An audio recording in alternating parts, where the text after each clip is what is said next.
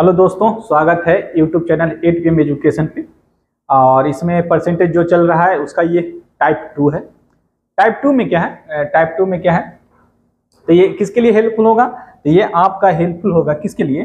तो आरआरबी में अपकमिंग जितने भी आरआरबी के एग्जाम हैं, अपकमिंग जितने भी आरआरबी के एग्जाम होने वाले हैं, आपका हो गया आरआरबी का एग्जाम हो गया, जैसे कि आरपीएफ हो गया,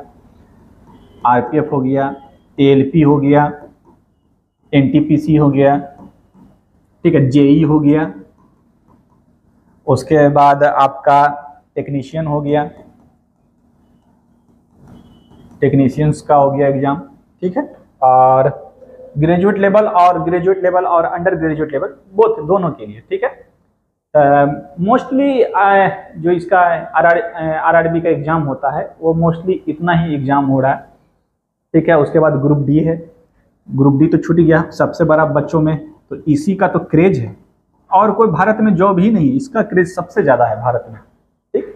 क्यों है इसका क्रेज? इसका क्रेज भी आप जानते ही हैं, इसका कारण रीजन यही है, वन डे एग्जाम होता है इसका, वन डे एग्जाम इसका होता है, तो थोड़ा सा ये होता है। बाकी सब में कुछ स्टेजेस हैं, टेक्नीशियन का भी एक स्टेज का है, एनटीपीसी में 2 स्टेज है, 3 स्टेज है, इनफैक्ट 3 स्टेज है, इसमें भी 3 स्टेज है, उसमें 2 स्टेज है, जेई में 2 स्टेज है, ठीक है। तो थोड़ा सा इसका क्रेज ज़्यादा है, तो उसमें ये किसी सभी एग्जाम में जितने भी हैं और अदर जितने भी एग्जाम आते हैं, अदर जितना भी आप स्टेट गवर्नमेंट ले लीजिए, सेंट्रल गवर्नमेंट ले लीजिए, अदर जितने भी एग्जाम्स हैं उस सब में आपका हेल्पफुल होगा, ठीक है। ये टाइप 2 है, परसेंटेज का टाइप 2। इस वाले टाइप में क्या है? परसेंटेज इंक्रीज और डिक्रीज। परसेंटेज इंक्रीज और डिक्रीज क्या होता है? परसेंटेज इंक्रीज डिक्रीज क्या होता है उस सवाल से हम देखेंगे कि क्या होता है, ठीक है। देखिए कह रहा क्या, भुवन में वेतन में पहले 16% की कमी की गई है, यानी कि परसेंटेज कमा है, और उसके बाद 25% की वृद्धि हो गई, तो उसके वेतन में शुद्ध प्रतिशत परिवर्तन क्या कहती है? यानी कि इफेक्टिव, यानी कि जो नेट परसेंट चेंज होगा, इसी को कहते हैं नेट परसेंट चेंज, शुद्ध प्रतिशत परिवर्तन, net percentage change. Net percentage change जो होता है वो कैसे निकाला जाता है? तो 2 तरीका है। 2 तरीका क्या है सर? कि पहला है, या तो आप 100 मानिए, मान लीजिए जो भुवन है इसका वेतन जो होता वो 100 होता, और उसमें कह रहा है कि 16% की कमी हुई, तो पहले उसका वेतन 100 था, ठीक, और उसमें 16% की कमी हो गई, तो आप क्या करते हैं, 100 का 16% निकालते हैं, तो 16 हुआ, और कमी ना हुआ तो ये कमी को दर्शाता है, ये कमी हुआ, कि कमी आखिर की कितनी की हुई? तो सर कमी जो हुई वो 16 का हुआ, कितने? 100 में। तो अब उसके पास कितना बचा पैसा? तो 100 में से आप 16 घटा देते हो, 16 घटा देते हो तो कितना बचेगा? 84 बचेगा सर, ठीक। यही ना करते हैं हम जो भी काम करते हैं। परसेंटेज डिक्रीज का मतलब हुआ ये कि परसेंटेज डिक्रीज हुआ है, कमा है। पहले हमको नहीं मालूम उसका वेतन, सिर्फ परसेंटेज में ही बात किया उसने कि 16% की कमी हुई, फिर बाद में जाकर 15-25% की वृद्धि हो गई। उसके बाद क्या हुआ कि उसके बाद उसका पेमेंट अब बढ़ेगा, तब बढ़ा है तो इसी में बढ़ा है, याद रखिएगा, कि जो बढ़ा है पैसा वो इसी में बढ़ा है। कोई पूछ रहा है कि उसके वेतन में शुद्ध प्रतिशत क्या होगा? अब 84 हो गया, अब 84 में अब कितना का बढ़ रहा है? तो 25% का वृद्धि हुआ, तो आपका परसेंटेज या तो 25% निकाल कर, इसका 25% निकाल कर आप 84 में जोड़ दो, वृद्धि हुआ है तो, कमी होता है तो उतना हम घटा देते हैं। जैसे ही इसका 25% यानी कि 1/4 लेंगे, 1/4 भी ले सकते हैं, आपका फ्रैक्शन वैल्यू याद है, यानी कि सर ये 1/4 होता है, ये 1/4 होता है, और ये 4 से कितना बढ़ में 4 दूनी 8, 4 एकम 21, यानी कि अब जो इसका होगा नेट जो पैसा बचा होगा, ये वृद्धि हुआ है तो इसमें जोड़ देंगे, 21 जोड़ देंगे, क्योंकि पैसा बढ़ा है। यहाँ पे कितना है? तो 25% बढ़ा है, याद रखिएगा, वृद्धि हुई है, तो वृद्धि हुई है तो हमने पैसा को जोड़ दिया, 84 में जोड़िएगा तो कितना हो जाएगा? तो ये हो जाएगा आपका 95, ज्यादा हो जाएगा 105 हो गया। पहले कितना था उसके पास पैसा? तो सर पहले उसके पास 100 रुपया था, अब कितना हो गया? तो 105 रुपया हुआ। कितना बढ़ गया? 5 रुपया बढ़ गया, परसेंटेज भी उतना ही बढ़ेगा, यानी कि यहाँ से यहाँ आने में उसको 5 रुपये की वृद्धि हुई। कितना में? तो 100 में, इसीलिए परसेंटेज निकालते हैं तो 100 गुना करते हैं, यानी कि 5% की उसकी वृद्धि हो जाएगी, ठीक है, 5% इंक्रीज करेगा, ठीक। एक तरीका ये हुआ। चेन मेथड क्या होता है कि मान लीजिए अगला मेथड है आपका, मेथड नंबर 2, कि सर यदि ये तो बेसिक से हुआ, यदि उसका पेमेंट 100 होता तो सबसे पहले कमी हुई है, तो इसमें 16% की कमी हुई है, 16% की कमी हुई है तो 100 में से ही 16 घटा देंगे तो 84 होगा। अब कह रहा है कि 25% की वृद्धि हुई है, यानी कि यहाँ से यहाँ जाने में उसको 25% की वृद्धि हुई है पेमेंट में, ठीक। तो अब 84 का आप कितना निकाल लीजिए, 125% निकाल लीजिए, ठीक। हमने क्या किया, यहाँ 100 का यहाँ पे हम 84% निकाला, तब जाके 84 आया। अब 84 में 25% का वृद्धि हुआ, यानी कि 84 का अब हम 125/100 करेंगे, तो 25 से कितना, 25 हो जाएगा, 25 4 हो जाएगा, ठीक है। 4 से कटेगा, 4 दूनी 8, 4 एकम, ये कितना हुआ, 21 को 5 से गुना कीजिएगा, 21 25 हो जाएगा कितना, 105, ठीक। तो वही बोल रहा है कि नेट परसेंटेज चेंज जो होता है वो इनिशियल और फाइनल के बीच में होता है, यानी कि सर उसके इनिशियल में जो है, यानी कि शुरुआत में इनिशियल में इतना था पैसा और ये फाइनल में उसके पास अब इतना बचा है, हो गया पैसा, फाइनल में इतना पैसा हो गया, या घट जाए या बढ़ जाए, ठीक। तो अब पूछ रहा है कि कितना चेंज हुआ, परसेंटेज चेंज जो होता है initial minus final, final minus initial जो भी है, यदि ये ज्यादा है, इनका डिफरेंस, इनका ज्यादा, जो भी इसमें से ज्यादा उसका घटा के आपसे आप परसेंटेज चेंज निकाल सकते हैं। तो यहाँ पे कितना बढ़ा है सर, 5 बढ़ा है, कितना में, 100 में, 5 में बढ़ा है, +5 हो गया, 100 से अब 105 रुपया हो गया, इसलिए 100 से ऐसे भी निकाल सकते हैं। तो कितना हो जाएगा, 5%। तो 5% इंक्रीज किया है, याद रखिएगा, 5% इंक्रीज किया है। तीसरा मेथड क्या है, तीसरा मेथड है कि जब भी परसेंटेज इंक्रीज डिक्रीज का बात करें और 2 ही दिया हो तो क्या होता है कि मान लीजिए कि A% बढ़ा है, ठीक, इंक्रीज किया, और B% भी बढ़ गया है, तो नेट परसेंट कितना इंक्रीज करेगा, तो ये प्लस वृद्धि हुआ, याद रखिएगा, ये जो साइन है वो वृद्धि का है, ये जो साइन है वो वृद्धि का है, यानी कि इंक्रीज का है, ठीक। तो पहले क्या लिखेंगे, +A +B और उसके बाद प्लस है, वृद्धि है, +A/B/100। आप x मान के बनाते हो, x मानो, a भी मान के बनाते हो, x और y मान के बनाते हो, तो वो भी फॉर्मूला सही है, ठीक है। पहला होता है ये a नंबर है। b में है सर पहले वो इंक्रीज करे, पहले इंक्रीज कर जाए और बाद में उसका A% इंक्रीज कर जाए और B% डिक्रीज कर जाए, तो +A लेंगे, -B लेंगे, और प्लस और माइनस क्या होता है, माइनस ही होता है, यानी कि AB/100 हो जाएगा। केस 3 में क्या होता है कि सर हो सके दोनों मतलब कि डिक्रीज किया हो, A% डिक्रीज कर जाए, B% डिक्रीज कर जाए, B% डिक्रीज कर जाए, दोनों डिक्रीज कर जाए, तो -A -B, माइनस को गुना कीजिएगा तो +AB/100 हो जाएगा। मोस्टली 3 ही ये होता है, 3 ही ये आपका काम आता है, ठीक है, मोस्टली ये 3 आता है, तो ये सबसे आसानी से हो जाता है। अगला पेज हम बता रहे हैं आपका, ठीक है। तो परसेंटेज इंक्रीज किया था ना, शुरू में देखिएगा सवाल कह रहा था क्या, ये जो सवाल था, प्रॉब्लम था कि पहले उसके कमी हुई है, 16% की कमी हुई है, 16% का कमी हुआ तब -16, फिर आगे जाके उसका 25% का वृद्धि हुआ तब +25, और प्लस और माइनस का गुना कीजिएगा तो माइनस ही होगा, 25 × 16 कर दीजिए, /100 कर दीजिए, 25 से 4 से कट जाएगा 4 बार में, ठीक है।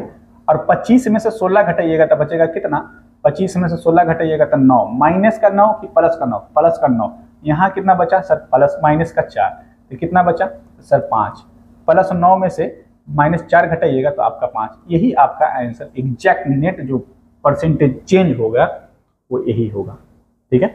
तो सबसे आसान तरीका ये होता है, ये जो आपका ये तीसरा मेथड बताए थे, ये बहुत आसान तरीका होता है, ठीक है। AB फॉर्मूला बोल लीजिए, LB फॉर्मूला बोल लीजिए, जो भी इसका नामकरण आप लोग चाहते हैं उस तरह से इसको याद करके रख सकते हैं, ठीक है। नेक्स्ट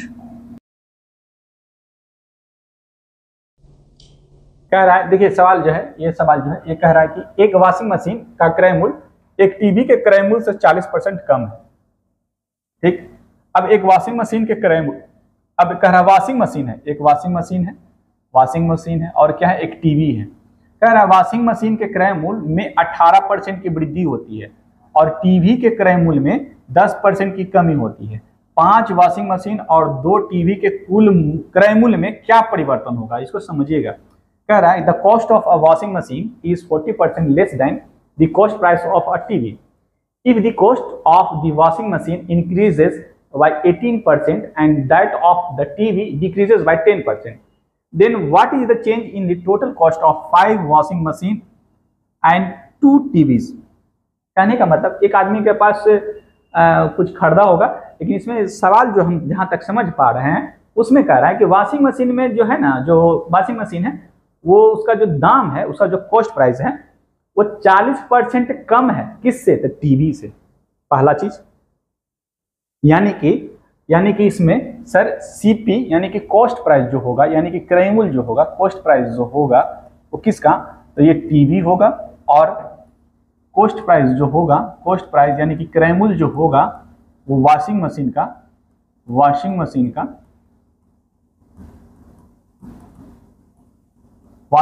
का उसमें पहले डिफरेंशिएट कर दिया है।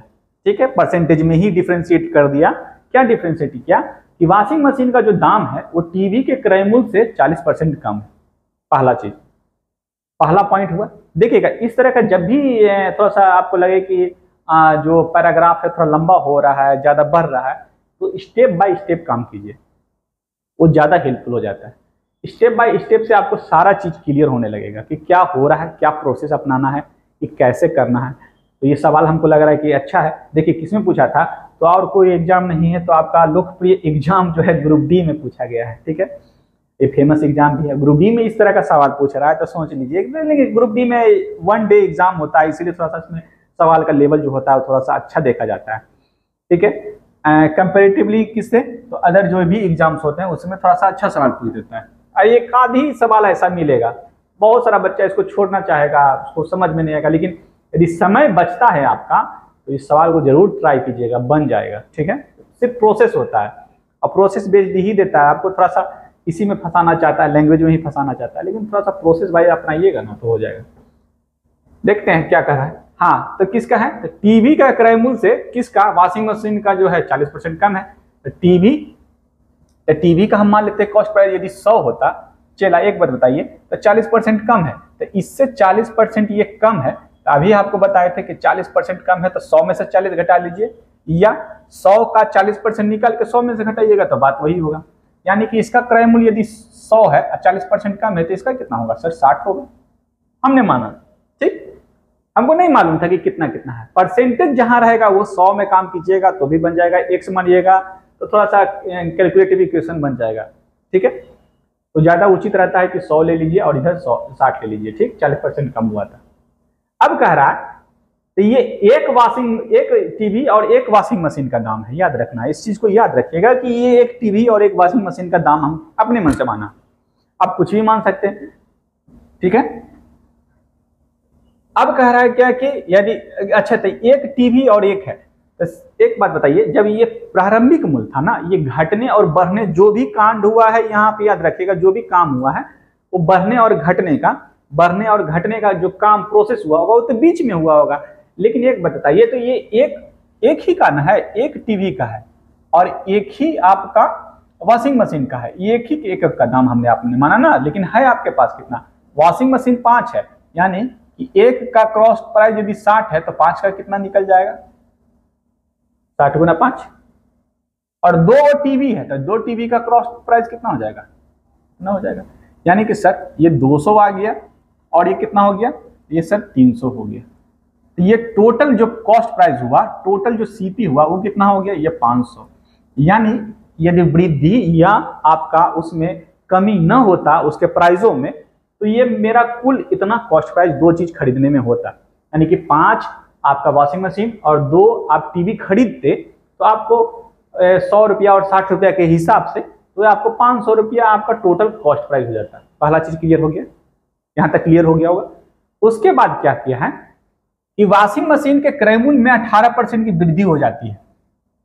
तो आपने सबसे पहले एक बताइए किसमें, तो वॉशिंग मशीन ना, तो वॉशिंग मशीन का पहले दाम कितना था सर, वॉशिंग मशीन का दाम तो पहले 60 था एक का, और एक का माने थे कितना, तो 60, 100 माने थे इसका टीवी का। तो कह रहा है कि वॉशिंग मशीन में 18% की वृद्धि हो गई, तो अब इसमें 18% का वृद्धि कीजिएगा तो अब जो है 1 में कीजिएगा तो 5 में भी करना पड़ेगा, तो कितना हो जाएगा, तो 100% में 18% बढ़ा यानी कि 118/100 हो गया। बेसिक से बना रहे हैं इसको। फिर इसमें भी 2 गुना 100 है, 2 गुना 100, तो आप इसमें भी कर सकते थे, इसमें भी डायरेक्ट कर सकते थे, 200 और 300 में भी कर सकते थे तो हो जाता है, बात एक ही पड़ता है, उसमें आपको कोई दिक्कत नहीं था। तो आप उसमें भी कर सकते हैं कि सर हम इसमें 118% कर सकते हैं, जी बिल्कुल कर सकते हैं। आप इसी में कर लीजिए कि सर इसमें जो है 18% का वृद्धि हुआ, तो ये 5 आपका वॉशिंग मशीन में 18% का वृद्धि हुआ है, तो कितना हो जाएगा, 300 का 118% बटा 100, ठीक है। अब इसमें कह रहा है कि इसमें कमी हुआ है, कितनी की, तो टीवी के क्रय मूल्य में 10% की कमी कर दिया, यानी कि अब इसमें जो 200 में हम 90 ले सकते हैं, 90/100 ले सकते हैं, ठीक है। 1 शून्य से 1 शून्य कैंसिल हो जाएगा, 9 दूनी 18, 180 हो गया, ये भी कैंसिल, ये भी कैंसिल, कितना हो गया, 8 या 24, 3 2 5 और ये 354। तो अब जो है घटकर जो है ये 10% की कमी हुई है, प्लस हुआ है, प्लस 18 के। अब जो टोटल मूल्य कितना हुआ, तो दोनों को जोड़ दीजिएगा, तो दोनों को जोड़िएगा तो ये टोटल कितना हो जाएगा, टोटल जब जोड़ दीजिएगा तो ये कितना हो जाएगा, टोटल सीपी निकल जाएगा बढ़ने और घटने के बाद, तो ये कितना हो गया, 4 हो गया, 8 5 13 हो गया, 3 1 4 5 हो गया, यानी कि 534। अब जो पैसा है वो बीच में क्या हुआ था, तो बीच में कुछ घटने पर और बढ़ने पर, यानी वॉशिंग मशीन का दाम जो है 18% बढ़ गया, तो दाम इतना हो गया, और जो इसका टीवी का जो दाम है 10% घट गया तो दाम इतना हो गया, तो टोटल इतना हो गया। पहले कितना था, अब पूछ रहा है कि तो क्रय मूल्य में क्या परिवर्तन हुआ, तो पहले 5 वॉशिंग मशीन और 2 टीवी का जो क्रय मूल्य 500 था, अब वही 5 वॉशिंग मशीन और 2 टीवी का जो क्रय मूल्य है वो 534 हो गया है। तो कितना का वृद्धि हुआ है सर, इतना का वृद्धि हुआ कि कमी हुआ, पहले 500 लग रहा था, अब वो हमको 34 रुपया लग रहा है, 534 लग रहा है, तो 34 रुपये का इंक्रीमेंट हुआ ना, यानी कि पहले जो था दाम 500 था टोटल, अब जो बढ़ने के बाद क्या हुआ है, बढ़ने के बाद कितना हो गया, तो सर 534 हो गया। कितना का बढ़ा है सर, तो 34 बढ़ा है, कितना में, 500 में, इसीलिए 100 में। ये बेसिक है, बिल्कुल बेसिक है, यानी कि 34 बटा आपका 5 होगा, और इसको दशमलव में बदलिएगा तो कितना हो जाएगा, 6 5 30 और 8 5 40, यानी 6.8 वृद्धि हुआ, इंक्रीज हुआ, ठीक है। तो आपसे क्या पूछा, तो आपसे पूछा है ऑप्शन नंबर डी सही उत्तर है, ठीक है। इजी था, थोड़ा सा प्रोसेस अपनाया उसने। यहाँ पे और क्या अपना सकते थे, यहाँ से आप इसका सक्सेसिव भी ले सकते थे, जो आपको हम पिछले वाला चैप्टर बताएं, इन दोनों का सक्सेसिव लेके भी बनाइएगा तो भी बन जाएगा। यहाँ बस यही काम करना था आपको, 100 या रेशियो लेके भी बना सकते हैं, ठीक है। नेक्स्ट कह रहा एक बाइक में 10% की वृद्धि की गई है और पुनः इसमें 8% की वृद्धि की गई, तो 2 तरीका आपको बताए थे, 2-3 तरीका आपको याद रखना चाहिए। पहले 100 है और उसमें 10% की वृद्धि हुई, 10% की वृद्धि हुई यानी कि प्लस 10, यानी कि कितना हो जाएगा, तो 110 हो जाएगा। अब कह रहा फिर उसमें 8% की वृद्धि हुई, तो अब इसमें 8% का वृद्धि हुआ यानी कि 108 हुआ, यानी 110 का 108/100 निकालेंगे, ठीक है। तो कितना हो जाएगा, 11/88 और 11, यानी कि आपका 118.6 आएगा। पहले कितना था, तो 100 था, बढ़ा कितना, 18.8,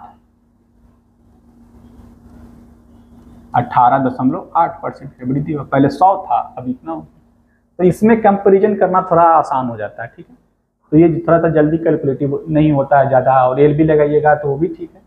देखिए एल बी फर्स्ट मेथड दिए था, सेकंड क्या है कि पहले 10% का वृद्धि हुआ है, फिर 8% का वृद्धि हुआ है, तो प्लस प्लस है तो दोनों दिक्कत नहीं होगा, आपको कोई दिक्कत नहीं है इसमें। 18 हुआ, 18 में जोड़ दीजिए 0.8 तो कितना होगा, तो 18.08 आएगा। ये आपसे पूछा था, तो प्लस में आएगा, तो प्लस में आया है तो वृद्धि कहलाएगा, प्लस प्लस में है तो वृद्धि होगा, माइनस में आता है तो थोड़ा सा कमी हो जाता है, ठीक है, इजी है। नेक्स्ट कह रहा है कि एक कंपनी का मुनाफा अप्रैल से मई तक 10% बढ़ गया, तत्पश्चात मई से जून तक 20% गिर गया, फिर जून से जुलाई तक 50% बढ़ गया। तो देखिए अब उसमें थोड़ा सा फॉर्मूला लगाइएगा तो थोड़ा सा दिक्कत होगा। तो आपका वही जो बेसिक मेथड बताए थे आपको एक, कि पहले 100 था, 10% बढ़ा है, 10% बढ़ा है, तो 110 हो गया। उसके बाद क्या हुआ कि 20% गिर गया, यानी कि -20% होगा, -20%, नीचे लिख दे रहे हैं। पहले 100 था, 10% बढ़ा +10, 110% हो गया। और उसके बाद फिर क्या हुआ, 20% गिर गया है, यानी कि -20%। तो 100 में 20 घटाइएगा तो 110 का 80% निकालिएगा, 80/100 कीजिएगा, ये नहीं कीजिएगा। उसके बाद क्या हुआ है, उसके बाद फिर 50% बढ़ गया है, यानी कि अब जो है वो 50% बढ़ गया है, यानी कि अब जो है 110 का 80/100 में 150% कर दीजिए, बटा 100 कर लीजिए। ये लास्ट हो गया, अब इसके बाद ना होना चाहिए। 1 0 से 1 0, 1 0 से 1 0, 1 0 से 1 0, 11, 15, 8, 20 से 120, 120 में ये 0 कट जाएगा तो 12, 12 गुना 11 बचेगा, 12 एकम 12 हो गया, और 12 और 1 13, यानी कि अब हो गया 132। अब बढ़ा कितना, तो सर 32% बढ़ गया, बढ़ा है ना, तो इंक्रीज हुआ कितना, तो ऑप्शन नंबर सी। नेक्स्ट है, यदि किसी कर्मचारी के वेतन में 15% की वृद्धि होती है, उसके बाद 15% की कमी।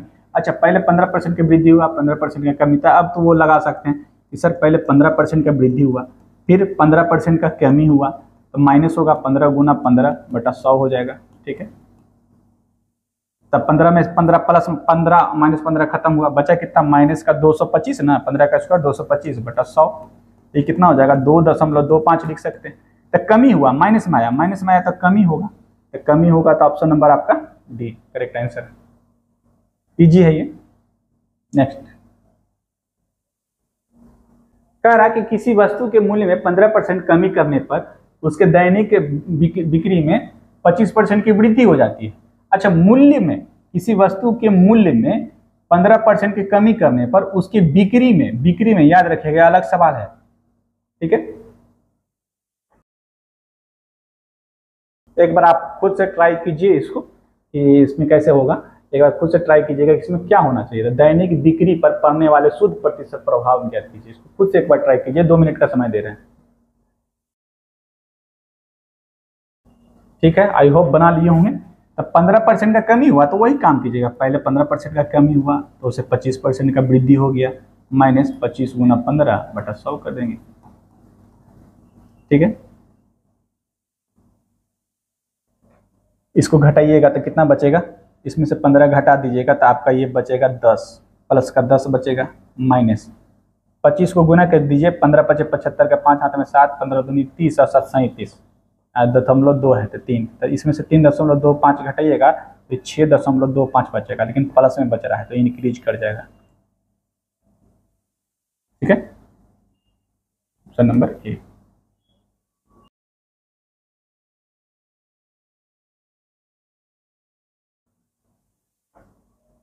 कह रहा है पहले मोबाइल के मूल्य में पहले 20% की कमी हुई और 10% की फिर वृद्धि हुई, तो मूल्य में होने वाला वही चीज है, पहले -20 हुआ है, +10 हुआ है, -20 × 10/100 कर दीजिए।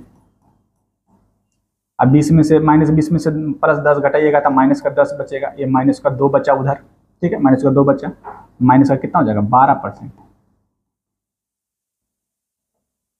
तो नेट पूछेगा तो माइनस हटा देना है, ठीक है। नेट पूछा है, नेट जो चेंज होगा वो कितना % का होगा, तो 12%, ठीक है। नेक्स्ट है, कह रहा एक आदमी के दैनिक घंटों में 35% की वृद्धि होती है और उसके प्रति घंटे मजदूरी में भी 25% की कमी हो जाती है, तो वही चीज़ है, सक्सेसिव लगा दीजिए तो बन जाएगा। पहले 35 हुआ है और उसमें कमी हो गया था, -25 हो गया, और प्लस माइनस हो गया, 35 × 25 कर दीजिए, /100 कर लीजिए, तो ये कितना हो जाएगा, 35 में से 25 10 हुआ, इधर माइनस प्लस का 10 हुआ है और इधर माइनस बचेगा, 25 × 25 125 हो गया, और 12 बचा, 25 या 75 और 12 जुड़िएगा तो हो जाएगा 87, ठीक है। 8.25 हो गया, तो बचा कितना, 1.25 यानी प्लस का बचा, इसमें से इसको घटाइएगा तो 1.25, यही आपका उत्तर है, प्लस में बच रहा है, प्लस में। सिंपल है।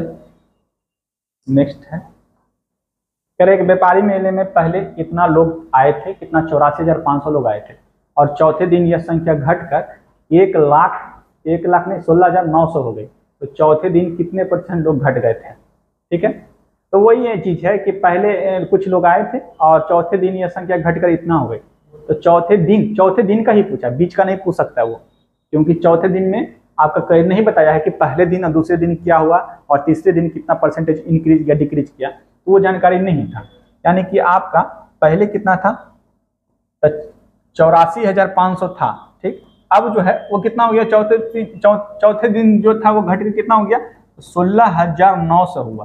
तो कितना के कमी हुआ, तो इसमें से इसको घटा दीजिए, 0 0, 15 में से 9 घटाइएगा तो 6 बचेगा, और यहाँ बचा 13, तो 7 6 13, यहाँ बचा 7 में से 1 गया तो 6, कितना बचा, इतना कमी हुआ, कितना में, इतना में, इसीलिए 100 में। यही आपका निकालना है। अब इसमें भागा देना होगा, तो लगभग निकालना है, तो हमको लग रहा है अप्रॉक्स 8 7 56, 7 4 28, 56 2 इतना नहीं, ये 80 बार के आसपास लगेगा। ठीक है, देख लीजिएगा इसको काट कर, लेकिन 5 से काटिएगा तो वही बात हो गया। हम इसको 8 से ही काट रहे हैं, 8 5 40, 8 4 32, 32 और कितना हो गया, 32 4 36, जी बिल्कुल ये 80 बार में कट जाएगा, 80 बार में कट जाएगा, यानी कि 80% आपका ये सही उत्तर था। ठीक है, डायरेक्ट कट रहा था, 88 64। नेक्स्ट है, कह रहा है कि एक दुकानदार सामान बेचने और खरीदने 10% सीमा तक की बेईमानी करता है। अंततः जब वह पकड़ा गया और दंडित किया गया, तब वह कितने % का लाभ कमा रहा था। यानी कि आप क्या कर रहा है, ये खरीदने में भी 10 रुपये का बेईमानी कर रहा है, यानी कि खरीदते समय भी 10% का बेईमानी कर रहा है, और बेचने समय में भी उसको 10 रुपया का लाभ हो रहा है ना, दोनों समय में उसको लाभ ही हो रहा है। याद रखिएगा, 10% का लाभ, दो को सक्सेसिव ले लीजिए, प्लस 10 गुना 10/100, यानी कि जो लाभ कमा रहा था वह व्यक्ति 10 10 20 और एक कितना हो गया 21, यानी कि 21% का वो लाभ बेईमान आदमी कमा रहा था। ठीक है, आपका ऑप्शन था, आपका option number A the correct answer. Next, एक आदमी आय से पहले 20% बढ़ोतरी हुई और बाद में फिर 20% की बढ़ोतरी हो गई, तो कुल कितने % की वृद्धि हुई। यानी कि पहले 20% बढ़ा, फिर 30% बढ़ गया उसका, तो ये टोटल जो हो गया 20 × 30/100 कर लीजिए, ये कितना हो जाएगा 6, 50 हो गया, 50 में 6 जोड़ दीजिएगा तो ये कितना हो गया, तो 56%। Number D correct answer, option number D था। ठीक है, ये आपका पार्ट 1 है। ठीक है, टाइप 2 का पार्ट 1 है। एक और इसका पार्ट आएगा जिसमें थोड़ा सा बेहतरीन सवाल है, जो % इंक्रीज और डिक्रीज का बात किया है, उसमें हम इसमें चर्चा करेंगे। और वीडियो हर आपका मंडे से लेकर सैटरडे तक 8 PM तक आएगा, और आज यहीं तक।